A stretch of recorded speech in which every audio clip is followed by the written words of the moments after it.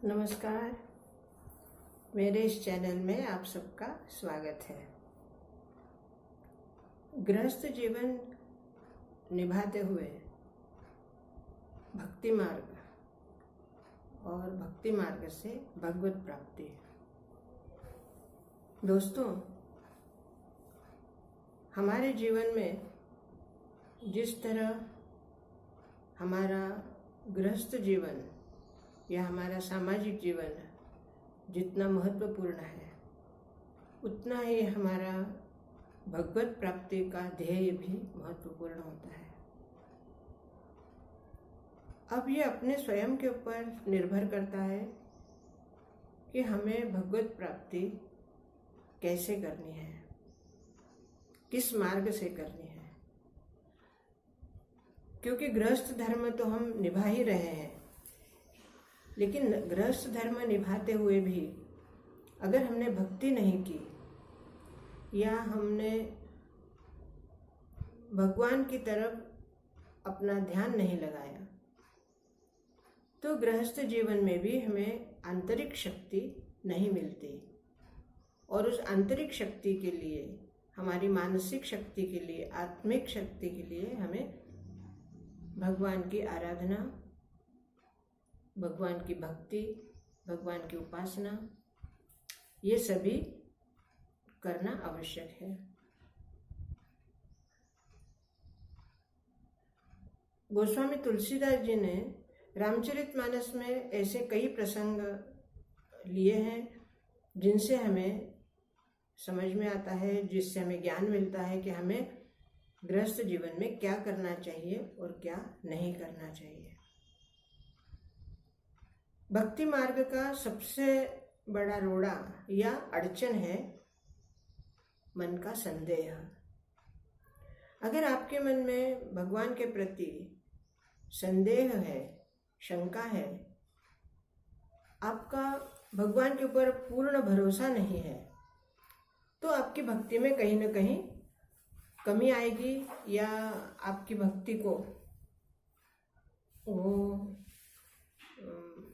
वो शक्ति जो है या वो आनंद है वो आपको नहीं मिलेगा।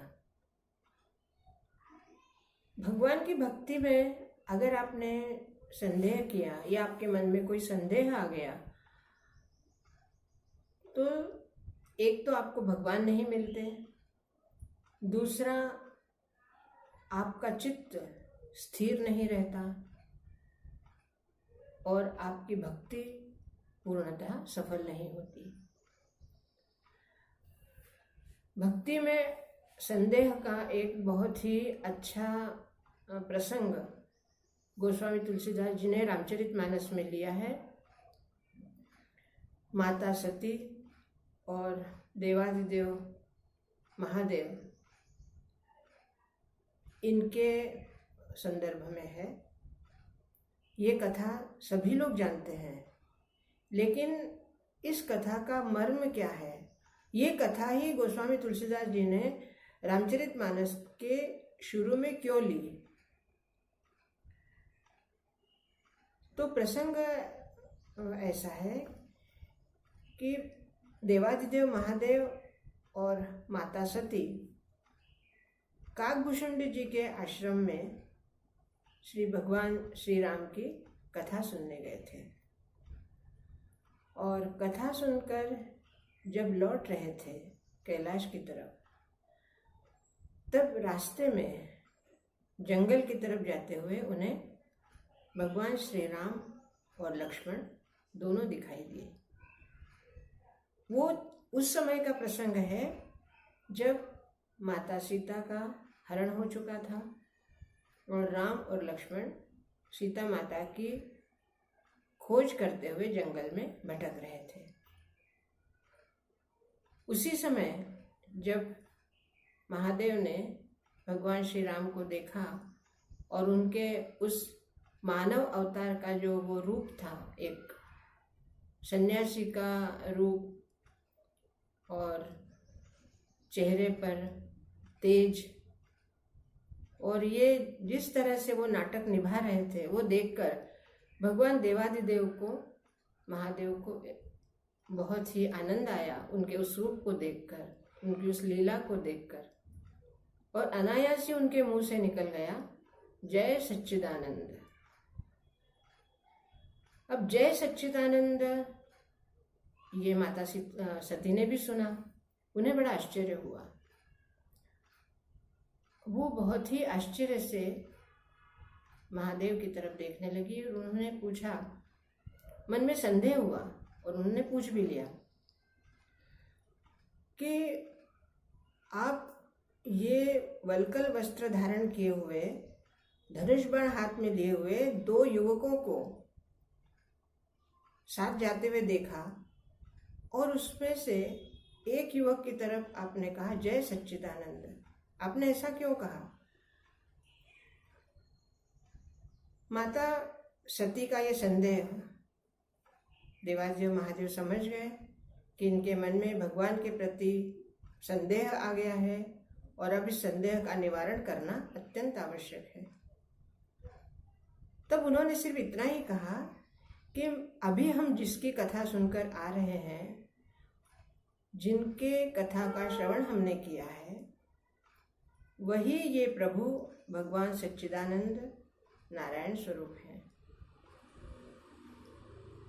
सती के मन में संदेह ने और गाढ़ा रूप धारण कर लिया। सती सोचने लगी कि एक तरफ तो ये भगवान कह रहे हैं, नारायण का अवतार कह रहे हैं, और दूसरी तरफ हम देख रहे हैं तो ये इस तरह पत्नी के वियोग में रोते हुए जंगल में भटक रहे हैं। क्या भगवान भी इस तरह विरहित होते हैं? क्या भगवान भी अपनी पत्नी के लिए इस तरह रोते हैं, या उन्हें इस तरह अपने भाई के साथ अपनी पत्नी को, अपनी भार्या को इस तरह ढूंढते हुए देखकर या विलपते हुए देखकर माता सती के मन में और भी ज्यादा संदेह बढ़ता गया। ऐसे ही चलते चलते आगे आए तो एक जगह पर विश्राम किया देवादिदेव महादेव ने, और सती ने कहा कि हे प्रभु, हे स्वामी, मैं आपसे कुछ पूछना चाहती हूँ। बोले ठीक है, पूछो। बोले जिनको आपने भगवान कहा, ये ऐसे कैसे भगवान हैं कि जो पत्नी के वियोग में रो रहे हैं? भगवान ने कहा, महादेव ने, कि हे देवी, अगर आपके मन में कोई शंका है, आपके मन में कोई संदेह है, तो आप जाकर परीक्षा ले लो। और बस यहीं पर माता सती की भूल हो गई और वो परीक्षा लेने चल पड़ी। और परीक्षा भी ली तो कैसे ली? उन्होंने अपने आप का स्वरूप माता सीता का बना लिया और सीता माता का स्वरूप लेकर वो राम लक्ष्मण के सामने आई। भगवान राम ने समझ लिया कि ये भोलेनाथ की लीला है, और माता सती के मन में जो संदेह निर्माण हुआ है, संदेह का समाधान करने के लिए, संदेह को दूर करने के लिए भगवान भोलेनाथ ने ये सब लीला रचाई है। जैसे उन्होंने सीता के रूप में माता सती को आते हुए देखा तो उनको प्रणाम किया और उन्हें पूछा कि हे माता, आप ऋषिकेतु को कहाँ छोड़ आई? भगवान भोलेनाथ नहीं आए आपके साथ? अब इतना सुनते ही माता सती तो एकदम चकरा गई और उन्होंने आगे पीछे इधर उधर देखा तो सब जगह उन्हें भगवान राम, लक्ष्मण और सीता तीनों दिखाई दिए। और इस तरह वो उनको प्रणाम करके वापस आ गई। महादेव जी ने पूछा कि हे देवी, क्या आपने परीक्षा ले ली? तो माता सती ने कहा, नहीं, मैं भी आपकी तरह प्रणाम करके वापस आ गई, मैंने कोई परीक्षा नहीं ली। लेकिन भोलेनाथ तो समझ गए इस बात को,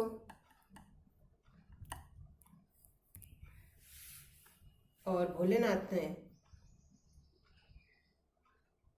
उनके मन का संदेह भी समझ लिया, और उन्होंने ये भी ध्यान से देख लिया कि माता ने, सती ने माता सीता का स्वरूप धारण करके और परीक्षा ली है।